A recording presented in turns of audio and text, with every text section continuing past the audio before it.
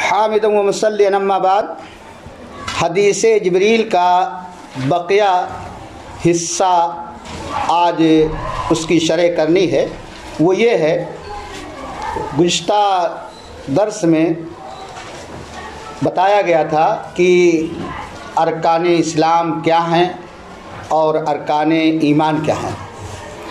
آپ کو معلوم ہے کہ ارکان اسلام کل 5 ہیں: شہادتین کا اقرار، نماز کا قیام، زکوٰۃ کی ادائیگی، ماہ رمضان کے روزے اور مستطیع پر جو ہے بیت اللہ کا حج۔ یہ 5 ارکان اسلام تھے، اور اس کے بعد جس چیز کی شرح کی گئی تھی وہ ارکان ایمان کی شرح تھی۔ اور آپ کو معلوم ہے کہ ارکان ایمان کل 6 ہیں۔ ارکان ایمان کل 6 ہیں۔ نمبر 1، اللہ پر ایمان، رسول پر ایمان، اس کی کتابوں پر ایمان، فرشتوں پر ایمان، تقدیر پر ایمان ہے نا، اور بعد الموت پر ایمان۔ یہ 6 ارکان تھے جو ایمان کے اس حدیث میں ذکر ہے۔ اس کے بعد تیسرا سوال جو جبریل علیہ السلام نے اللہ کے رسول صلی اللہ علیہ وسلم سے کیا تھا حدیث جبریل کے اندر، وہ یہ تھا کہ فَأَخْبِرْنِي عَنِ الْإِحْسَانِ، اے اللہ کے رسول صلی اللہ علیہ وسلم آپ ہمیں احسان کے بارے میں بتائیے۔ تو اللہ کے رسول صلی اللہ علیہ وسلم نے فرمایا کہ احسان سے مراد کیا ہے کہ تم اللہ رب العالمین کی عبادت، احسان کا مطلب یہ ہے کہ تم اللہ کی عبادت اس ڈھنگ سے کرو کہ تم گویا کہ اللہ تعالیٰ کی ذات کو کیا کر رہے ہو، دیکھ رہے ہو۔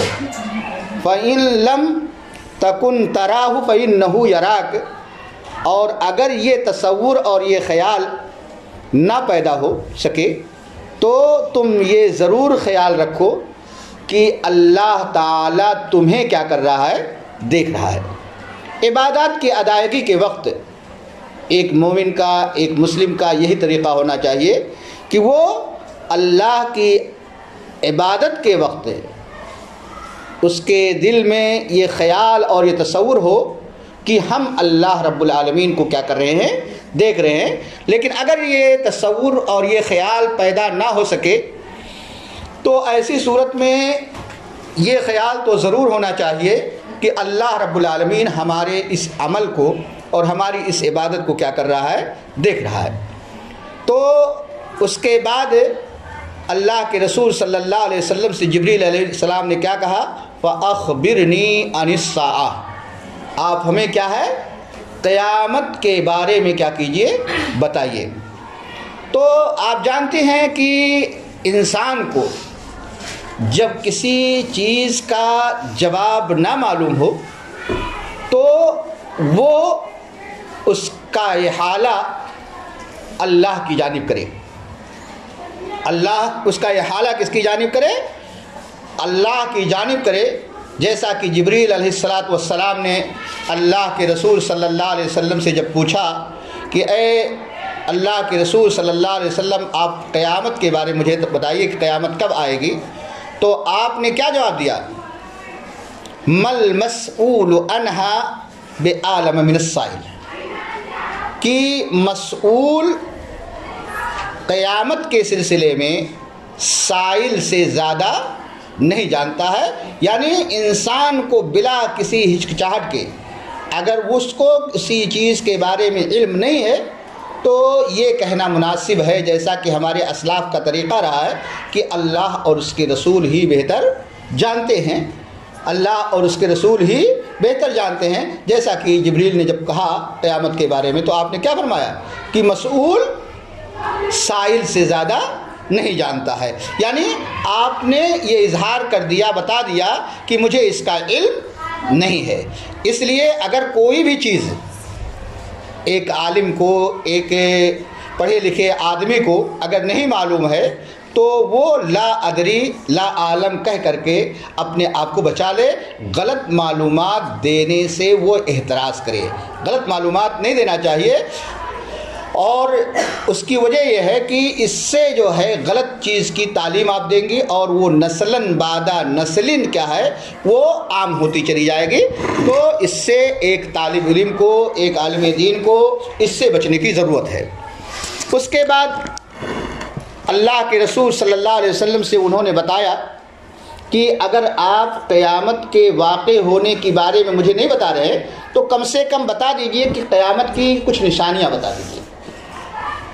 فَأَخْبِرْنِي عَنْ أَمَارَتِهَا، اے اللہ کے رسول صلی اللہ علیہ وسلم ہمیں قیامت کی کچھ نشانیاں بتا دیجئے کہ قیامت کی علامتیں کیا ہیں، کیسے ہم جانیں گے کہ قیامت قریب ہے۔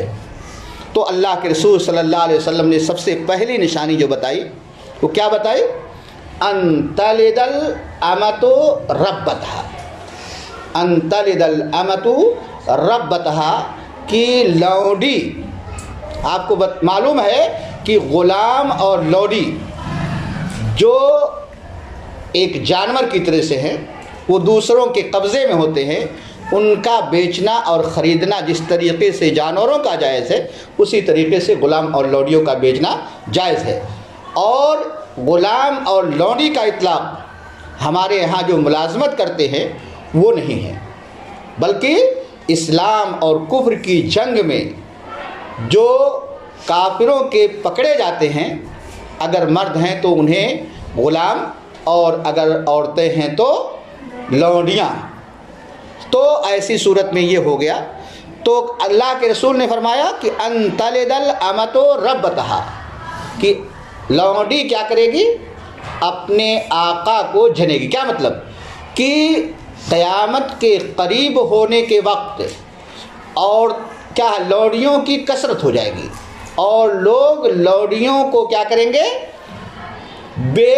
بیچیں گے، خریدیں گے، یہاں تک کہ ایک آقا جو ہے اپنی ماں کو لونڈی کی حیثیت سے خریدے گا اور پھر اس سے وہی معاملہ کرے گا جو ایک مرد اپنی بیوی سے کرتا ہے۔ تو اسی لیے اللہ کے رسول صلی اللہ علیہ وسلم جب کیا ہے کثرتیں اما ہو جائیں گی، لونڈیوں کی کثرت ہو جائے گی اور لوگ تمیز نہیں کر سکیں گے کہ کون میری ماں ہے اور کون میری غیر ہے، تو ایسی صورت میں وہ لونڈیوں کو بھی خرید لیں گے۔ تو اللہ کے رسول صلی اللہ علیہ وسلم نے فرمایا، پہلی علامت بتائی کہ ان تلد الامۃ ربتہا، کہ لونڈی یہ اپنی آقا کو جنے گی۔ اور اس کے بعد چند نشانیاں اللہ کے رسول نے بتایا کہ وہ انتر الحفات، حفات آپ جانتی ہیں کہ ننگے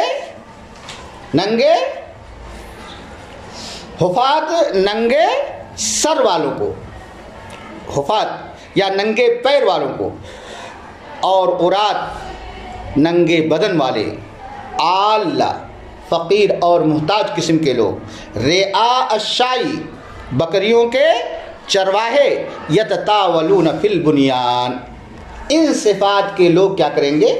عالی شان محلوں کو بنا کر کے اس کے ذریعہ کیا کریں گے؟ فخر کریں گے۔ یعنی یہ علامتیں اللہ کے رسول صلی اللہ علیہ وسلم نے بتایا کہ ننگے پیر والے، ننگے بدن والے، محتاج اور فقیر قسم کے لوگ، بکریوں کے چرواہے، یہ کیا ہے؟ قریب قرب قیامت کے وقت، قیامت جب قریب ہو جائے گی تو ایسی صورت میں وہ عالی شان مکانوں کی تعمیر کریں گے اور ان کے ذریعہ وہ فخر و مباحات کریں گے، تکبر کریں گے۔ تو اللہ کے رسول صلی اللہ علیہ وسلم نے یہ بتائی قیامت کی نشانیاں۔ اس کے بعد عبداللہ عمر رضی اللہ تعالیٰ عنہ فرماتے ہیں کہ ثم انطلق، اتنی باتوں کو بتانے کے بعد، اتنے سوالات کے کرنے کے بعد جبریل علیہ الصلاۃ والسلام چلے گئے۔ ثم انطلق، پھر وہ چلے گئے۔ فلبثت ملیا، تو میں کیا ہوا؟ فلبثت ملیا، میں کچھ دیر، ملی کہتے ہیں وقتاً، بعض روایتوں کے بعض لوگوں نے اس کا معنی بیان کیا وقتاً طویلا، کہ ہم ایک لمبی مدت تک کیا ہے ٹھہرے رہے، اور بعض لوگوں نے کہا اس کا ترجمہ تھوڑی دیر تک ہم لوگ ٹھہرے رہے، یعنی کون کہہ رہے ہیں؟ عمر ابن خطاب رضی اللہ تعالی عنہ کہتے ہیں کہ ہم لوگ وہاں تھوڑی دیر ٹھہرے رہے۔ ثم قال لی یا عمر، پھر اللہ کے رسول صلی اللہ علیہ وسلم نے مجھ سے کہا یا عمر، اے عمر، کیا تم جانتے ہو کہ سائل کون تھے؟ من السائل اتدری من السائل، اے عمر کیا تمہیں اس بات کا علم ہے کہ سائل کون تھے؟ تو عمر رضی اللہ تعالیٰ عنہ نے کیا کہا؟ عمر رضی اللہ تعالیٰ عنہ کا جواب دیکھیے کہ وہ خلیفہ ثانی ہیں، لیکن رسول صلی اللہ علیہ وسلم کے احترام میں آپ نے کیا کہا؟ قلت اللہ ورسولہ اعلم، اللہ اور اس کے رسول ہی کیا ہے بہتر جانتے ہیں۔ اے اللہ کے رسول، آپ سے بہتر میں نہیں جانتا ہوں کہ سائل ہے کون، سوال کرنے والے کون تھے یہ پتہ مجھے نہیں ہے۔ تو اللہ کے رسول صلی اللہ علیہ وسلم نے فرمایا فَإِنَّهُ جبریل۔ اور بعض روایتوں کے اندر آتا ہے کہ تیسرے دن اللہ کے رسول صلی اللہ علیہ وسلم نے عمر رضی اللہ تعالیٰ عنہ کو بتایا تھا کہ وہ کون تھے؟ وہ جبریل امین تھے، جو کس لیے آئے تھے؟ فَإِنَّهُ جبریل، وہ جبریل علیہ السلام تھے، اَتَاكُمْ يُعَلِّمُكُمْ دِينُكُمْ، وہ آئے تھے کس لیے؟ تاکہ تمہیں تمہارا دین سکھلا دے۔ تو اس حدیث کے اندر جو حدیث جبریل کے نام سے ہے، اس حدیث سے بہت سارے مسائل ہیں۔ یہاں پر یہ فرق بتایا گیا ہے کہ اسلام کیا چیز ہے اور ایمان کیا چیز ہے، سمجھے؟ تو اسلام کیا ہے؟ ظاہری اعمال کا نام ہے۔ اسلام کس چیز کا نام ہے؟ ظاہری اعمال کا نام ہے۔ اور ایمان کس کا نام ہے؟ باطنی اعمال کا۔ گویا کہ اسلام کا تعلق ظاہر سے ہے اور ایمان کا تعلق باطن سے ہے۔ اسلام کے معنی کیا ہیں؟ اسلام کے معنی اطاعت اور فرما برداری کے ہیں، یعنی اللہ رب العالمین کے جو احکامات ہیں، رسول صلی اللہ علیہ وسلم کی جو تعلیمات ہیں، اس تعلیمات کے سامنے سرِ خم کرنے کا نام کیا ہے؟ اسلام ہے۔ کہ انسان اللہ اور اس کے رسول کے احکامات کے سامنے اپنے آپ کو جھکا دے اور ان چیزوں کی اتباع کرنے والا ہو جائے۔ اور اسی طریقے سے ایمان کس کا نام ہے؟ ایمان کس چیز کا نام ہے؟ کہ ایمان یہ زبان سے اقرار کرنے کا نام ہے۔ ایمان کس کا نام ہے؟ زبان سے اقرار کرنے کا نام ہے اور دل سے تصدیق کرنا۔ زبان سے اقرار کرنا، دل سے تصدیق کرنا، اور کیا ہے؟ اعضائے جوارح سے عمل کرنا ہے۔ ان تینوں کے مجموعے کو کیا کہیں گے؟ ایمان کہیں گے۔ اگر انسان زبان سے اقرار کرتا ہے تو وہ مومن نہیں ہے، اس کے لیے ضروری ہے کہ دل سے اس کی تصدیق کرے، اور ساتھ ہی ساتھ اس کے لیے اعضاء کے ذریعہ عمل کرنا بھی اس کے اوپر کیا ہے؟ واجب اور ضروری ہے۔ بلا اس کے کیا ہے؟ وہ مومن نہیں ہو سکتا ہے۔ اسی طریقے سے اس حدیث سے آپ کو معلوم ہوا کہ اگر کوئی شخص لا الہ الا اللہ کا اقرار کر لیتا ہے، اللہ کی وحدانیت اور رسول کی رسالت کا اقرار کر لیتا ہے، تو ایسی صورت میں وہ مخلد فی النار نہیں ہوگا، بلکہ معاصی کی وجہ سے وہ ہمیشہ جہنم میں نہیں ہوگا، سمجھے؟ اللہ تعالیٰ کی مشیت میں ہوگا، اس کا معاملہ کس کے اس میں ہوگا؟ اللہ کی مشیت پر ہوگا۔ اللہ تعالیٰ اگر چاہے گا تو اس کو کیا ہے؟ یعنی گناہ کبیرہ کے مرتکب کو اللہ تعالیٰ اگر چاہے گا تو پہلی فرصت میں جنت میں داخل کرے گا، اور نہیں تو اس کے اس جرم کی سزا دینے کے بعد جنت میں داخل کرے گا۔ شرط اساسی یہ ہے کہ وہ عقیدہ توحید کا پابند ہو، عقیدہ توحید کا پابند ہو۔ اسی طریقے سے آپ کو یہ بھی بتایا گیا کہ بلا عقیدہ توحید کے اقرار کے آپ کا کوئی بھی عمل، کوئی بھی نیکی یہ قابل قبول نہیں ہے۔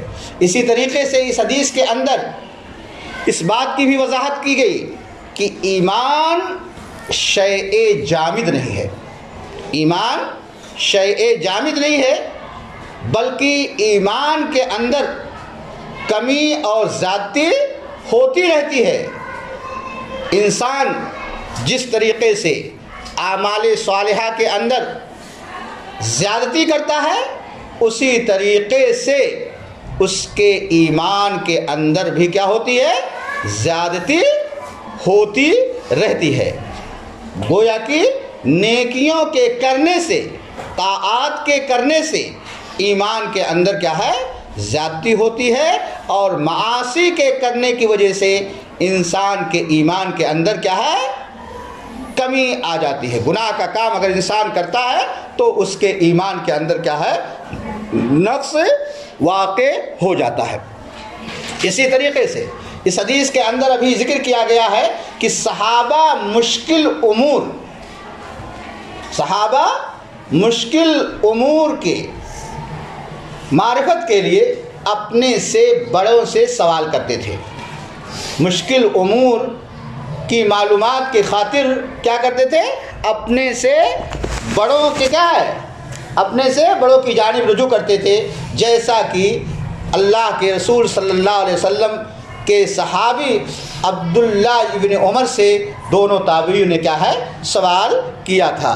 اسی طریقے سے آپ کو بتایا گیا ابھی دوران محاضرہ کہ چلتے ہوئے حالت میں فتویٰ کیا ہے؟ دیا جا سکتا ہے۔ چلتے ہوئے حالت میں کیا کیا جا سکتا ہے؟ فتویٰ دیا جا سکتا ہے۔ اسی طریقے سے آپ کو یہ بتایا جا چکا ہے کہ قیامت کے وقت فتنے بہت زیادہ ہو جائیں گے، کہ قیامت کے وقت فتنوں کی زیادتی ہو جائے گی، اور لوگ کیا ہے؟ حق و باطل کے اندر کیا ہے؟ تمیز نہیں کر سکیں گے، حتیٰ کہ لوگ اپنی لونڈیوں، اپنی ماں سے کیا ہے؟ زنا کاری کریں گے۔ اسی طریقے سے اس حدیث سے یہ بھی معلوم ہوا کہ ایسے آدمی کے لیے مناسب ہے کہ جب کسی عالم کے پاس پہنچے تو وہ کیا ہے؟ اچھی طریقے سے بیٹھ جائے، جیسا کہ کس نے کیا تھا؟ جبریل علیہ السلام نے کیا کہ وہ آپ کے پاس آئے اور بیٹھ گئے۔